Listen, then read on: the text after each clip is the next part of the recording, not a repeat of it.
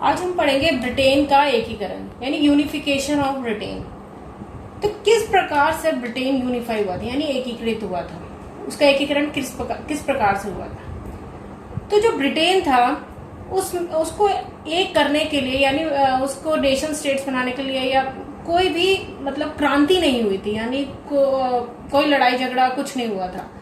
ठीक है, तो ब्रिटेन में राष्ट्रवाद किसी उथल पुथल या क्रांति का परिणाम नहीं था, बल्कि ये तो एक लंबी चलने वाली प्रक्रिया का परिणाम था। यानी कोई अपहेवल नहीं हुआ था, कोई क्रांति नहीं हुई थी, एक लंबा प्रोसेस चला था यूनिफिकेशन के लिए। तो ये सब समझने के लिए हम पहले मैप की हेल्प से ग्रेट ब्रिटेन, यूनाइटेड किंगडम और ब्रिटिश आइल्स के बारे में मैप की हेल्प से समझेंगे। आपने ग्रेट ब्रिटेन के बारे में सुना होगा, यूनाइटेड किंगडम के बारे में सुना होगा, ब्रिटिश आइल्स के बारे में सुना होगा। तो इन तीनों में क्या डिफरेंस है, इनका क्या मतलब है, हम ये समझेंगे। जो हैं ये आइलैंड कंट्रीज है। Great Britain, United kingdom, British Isles, ये आइलैंड कंट्रीज है।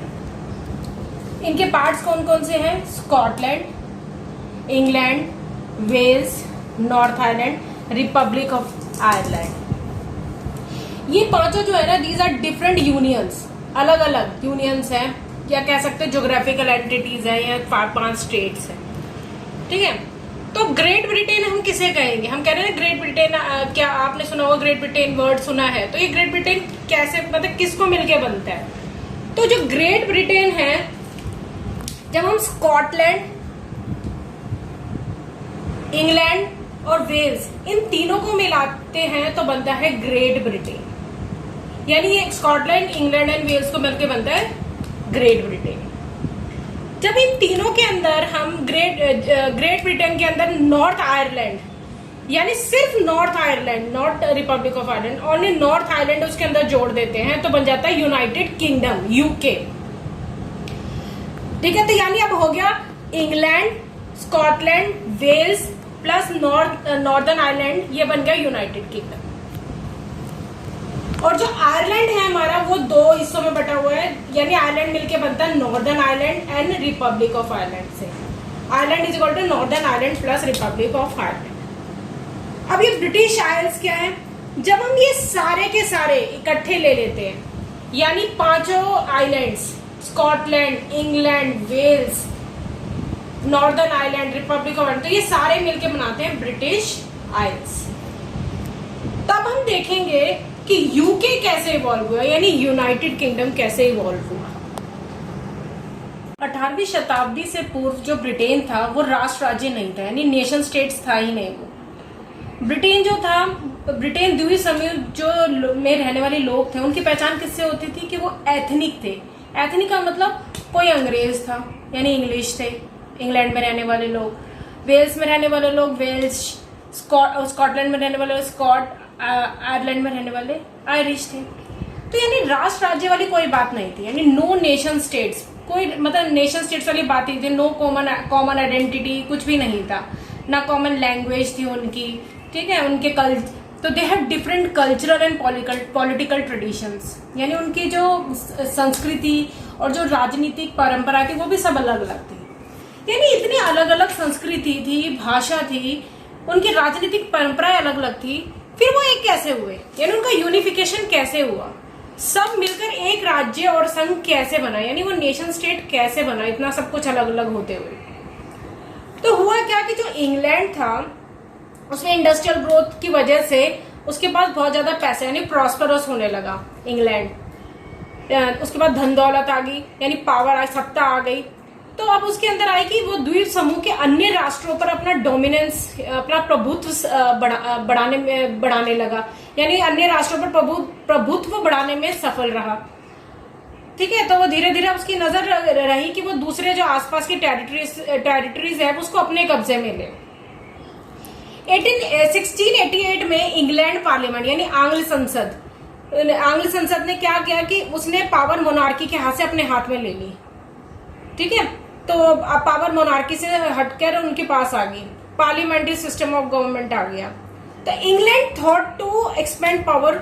जब उसने सोचा कि उसे अपनी पावर एक्सपेंड करनी है तो उसने सबसे पहले किसकी तरफ देखा? उसने सोचा सबसे पहले स्कॉटलैंड की तरफ। स्कॉटलैंड को अपने कब्जे में लेते हैं, यानी स्कॉटलैंड की टेरिटरी अपने कब्जे में लेते हैं। ठीक है, तो आगे समझने से पहले हम पहले कैथोलिक्स और प्रोटेस्टेंट्स के बारे में समझेंगे कि कैथोलिक्स क्या होता है, प्रोटेस्टेंट्स कौन होते हैं। कैथोलिक्स और प्रोटेस्टेंट्स दोनों ही क्रिश्चियनिटी के ब्रांचेस हैं, यानी दोनों ही ईसाई धर्म के ब्रांचेस हैं। जो कैथोलिक्स होते हैं ये जो पुराने टाइम से क्रिश्चियनिटी को फॉलो करते आ रहे हैं वो हैं, यानी ये रूढ़िवादी होते हैं, कंजर्वेटिव्स होते हैं। प्रोटेस्टेंट्स होते हैं जो बाद में इमर्ज हुए हैं, ये भी क्रिश्चियनिटी की ब्रांच है, लेकिन ये कैथोलिक्स को जो होते हैं ना अपोज करते हैं, प्रोटेस्टेंट्स। अब जो हमने पढ़ा कि जो अलग अलग 5 टेरिटरीज में बटा हुआ था ये सारा, तो जो इंग्लैंड वाला हिस्सा था वो प्रोटेस्टेंट्स डोमिनेटेड था, वहां पे प्रोटेस्टेंट्स ज्यादा थे, डोमिनेट करते थे। आयरलैंड में कैथोलिक्स डोमिनेट करते थे, स्कॉटलैंड में कैथोलिक्स डोमिनेट करते थे। तो जो इंग्लैंड था, जो प्रोटेस्टेंट डोमिनेटेड एरियाज होते थे, जगहें थी, उनको सपोर्ट करता था जहां पे प्रोटेस्टेंट होते थे। इंग्लैंड प्रोटेस्टेंट सपोर्ट प्रोटेस्टेंट इन कैथोलिक डोमिनेटेड एरिया, जहां भी कैथोलिक डोमिनेटेड एरिया था तो वहां पे जितने भी प्रोटेस्टेंट होते थे उनको वो फाइनेंशियली एंड पॉलिटिकली सपोर्ट करता था। एक्ट ऑफ यूनियन 1707 पास हुआ इंग्लैंड और स्कॉटलैंड के बीच, that resulted in the formation of United Kingdom of Great Britain, या हम कह सकते हैं ग्रेट ब्रिटेन। ठीक है, इस एक्ट ऑफ यूनियन आने से क्या हुआ, जो इंग्लैंड था उसने जो स्कॉटलैंड था उस पर अपना प्रभुत्व जमा लिया, यानी इंग्लैंड डोमिनेटेड स्कॉटलैंड पीपल।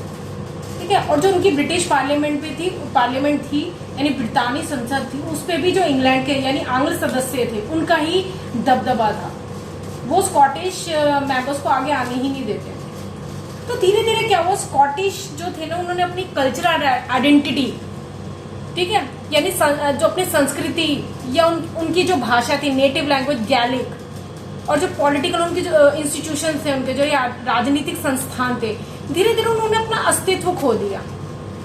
तो स्कॉटिश जो था वो कैथोलिक डोमिनेटेड था, जबकि इंग्लैंड जो था वो प्रोटेस्टेंट था।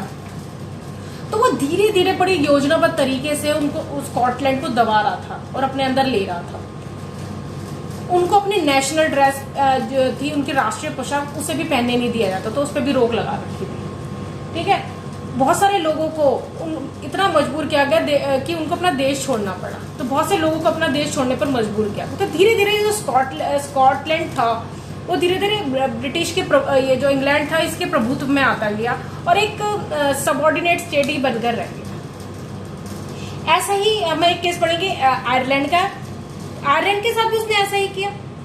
आयरलैंड के साथ क्या किया, जो आयरलैंड जो था वो कैथोलिक डोमिनेटेड था इन जनरल, यानी उसमें प्रोटेस्टेंट भी थे लेकिन वो डोमिनेट करता, कैथोलिक डोमिनेट करते थे उस एरिया में।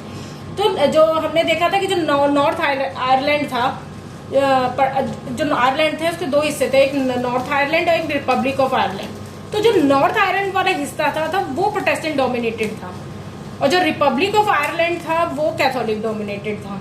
लेकिन इन जनरल क्योंकि कैथोलिक डोमिनेशन ज्यादा था इसलिए हम कहते हैं कि वो कैथोलिक डोमिनेटेड है आयरलैंड। ठीक है, लेकिन जो क्योंकि वो जो नॉर्थ आयरलैंड प्रोटेस्टेंट डोमिनेटेड था वो लोग बहुत पावरफुल थे क्योंकि उनको सपोर्ट मिलती थी इंग्लैंड से, क्योंकि इंग्लैंड प्रोटेस्टेंट डोमिनेटेड जो एरियाज होते थे, जो कैथोलिक डोमिनेटेड एरिया था, तो उनको अपने कब्जे में लेने की कोशिश करता था, अपने डोमिनेंस। तो वो जो प्रोटेस्टेंट थे उनको वो सपोर्ट देता था ताकि वो अपना डोमिनेंस स्थापित कर सके, यानी प्रभुत्व स्थापित कर सके कैथोलिक डोमिनेटेड एरियाज पे। ठीक है, कई बार लोगों ने उसका विरोध करने की भी कोशिश की लेकिन उनके उनके उस विरोध को चाहे उन्होंने विद्रोह किया उसको कुचल दिया गया, यानी रिप्रेस किया गया उनके किसी भी एफर्ट्स को।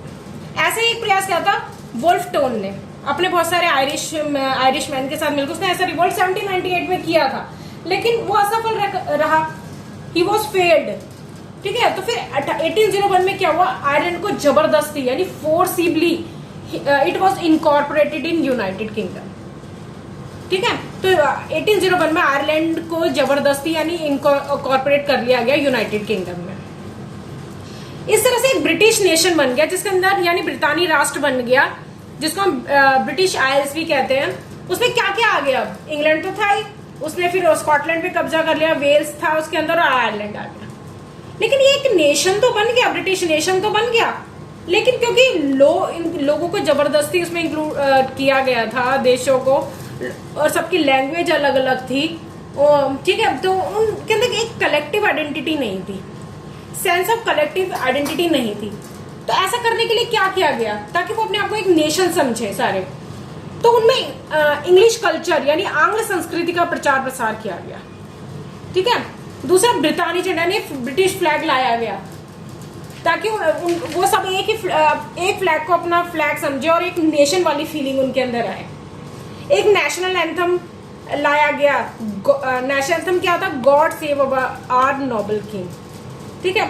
और जो आंग्ल उनकी इंग्लिश भाषा थी जो इंग्लैंड की, उसको प्रमोट किया गया, और जो बाकी स्कॉटलैंड और आयरलैंड को अपनी नेटिव लैंग्वेज उनको प्रोहिबिट कर दिया गया, सिर्फ प्रमोशन ऑफ इंग्लिश लैंग्वेज किया गया, ठीक है। इस तरह से इसलिए किया गया ताकि वो एक अपने आप को एक नेशन का हिस्सा माने, यानी ब्रिटिश नेशन का हिस्सा माने, एक कलेक्टिव आइडेंटिटी डेवलप हो उनके अंदर, ऐसा इसलिए किया गया। लेकिन धीरे धीरे जो कुछ ओल्डर स्टेट्स थी लाइक स्कॉटलैंड और आयरलैंड, इन्होंने धीरे धीरे अपनी आइडेंटिटी खो दी, यानी ये सिर्फ एक सबऑर्डिनेट स्टेट्स बन के रह गई ब्रिटेन के अंदर, ब्रिटिश नेशन के अंदर, ठीक है। आगे हम पढ़ेंगे, अगली क्लास में हम पढ़ेंगे विजुअलाइजिंग द नेशन, राष्ट्र की दृश्य कल्पना।